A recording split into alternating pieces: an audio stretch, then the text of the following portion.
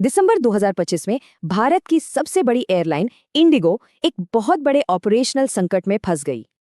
हजारों passengers airport पर फंस गए।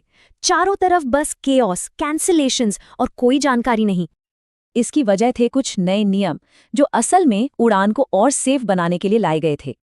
1 नवंबर 2025 से पायलटों के लिए FDTL नाम के सख्त नियम लागू हो गए। इन सब का मकसद था पायलट की थकान कम करना, जो कि एविएशन में एक बहुत बड़ा रिस्क है।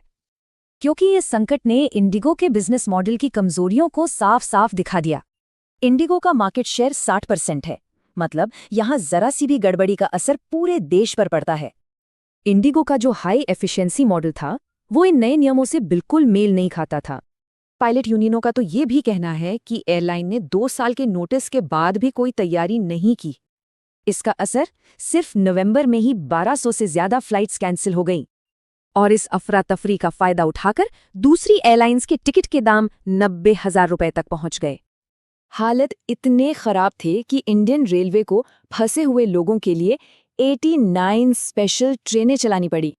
जब पूरे देश में हंगामा मचा तो सरकार को बीच में आना ही पड़ा।